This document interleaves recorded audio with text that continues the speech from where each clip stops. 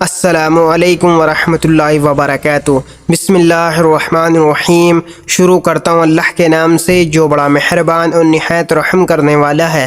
صرف 5 منٹ کا مدرسہ قرآن و حدیث کی روشنی میں اسلامی تاریخ 3 رجب۔ نمبر 1، حضرت عمر رضی اللہ عنہ کا اسلام لانا۔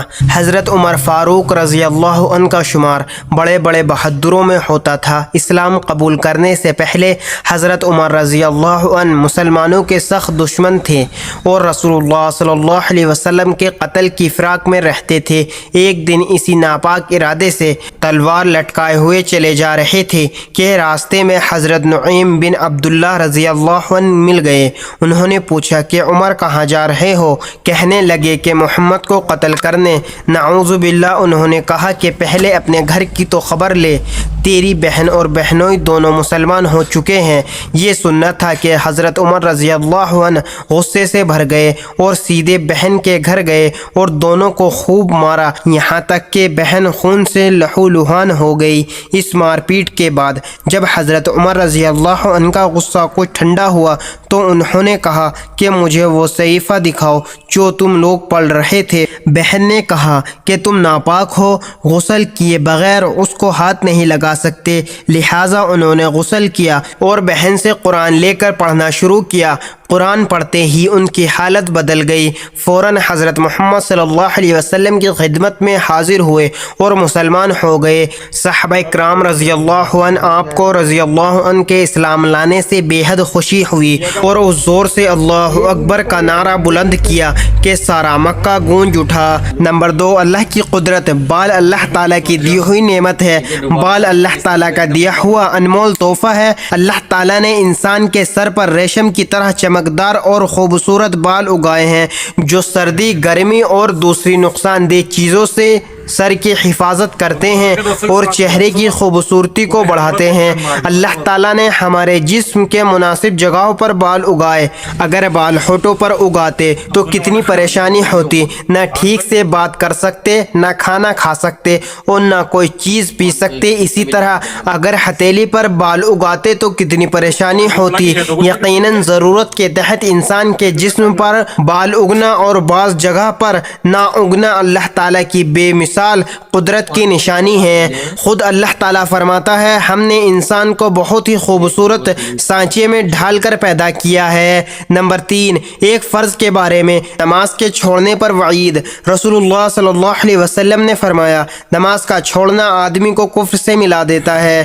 ایک دوسری حدیث میں آپ صلی اللہ علیہ وسلم نے فرمایا، ایمان اور کفر کے درمیان نماز چھوڑنے کا فرق ہے۔ نمبر 4، ایک سنت کے بارے میں 3 سانس میں پانی پینا۔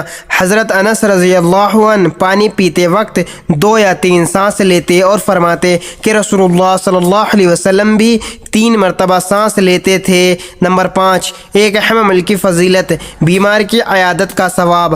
رسول اللہ صلی اللہ علیہ وسلم نے فرمایا، جب کوئی مسلمان اچھی طرح وضو کر کے ثواب کی امید سے اپنے بھائی کو دیکھنے جاتا ہے تو اس شخص اور دوزخ کے درمیان 70 برس کی دوری کر دی جاتی ہے۔ نمبر 6، ایک گناہ کے بارے میں حج فرض ہونے کے باوجود نہ کرنا۔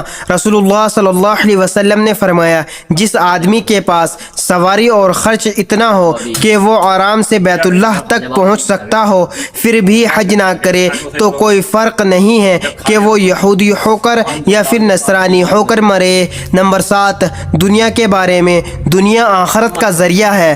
رسول اللہ صلی اللہ علیہ وسلم نے فرمایا، دنیا بہت ہی اچھا گھر ہے اس شخص کے لیے جو اس کو آخرت کا ذریعہ بنائے اور اللہ تعالیٰ کو اس کے ذریعے راضی کر لے، اور بہت ہی برا گھر ہے اس شخص کے لیے جس کو آخرت کے موقع سے روک دے اور اللہ تعالیٰ کو ناراض کر دے۔ نمبر 8، آخرت کے بارے میں دوزخی کی چیخ و پکار۔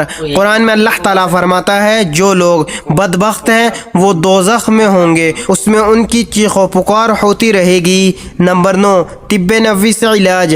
3 چیزوں میں شفا ہے۔ رسول اللہ صلی اللہ علیہ وسلم نے فرمایا، شفا 3 چیزوں میں ہے، شہد پینے میں، بچھنا لگانے میں اور آگ سے داغنے میں۔ مگر رسول اللہ صلی اللہ علیہ وسلم نے فرمایا، میں اپنی امت کو داغنے سے منع کرتا ہوں، لہٰذا داغ کر علاج کرنے سے بچنا چاہیے۔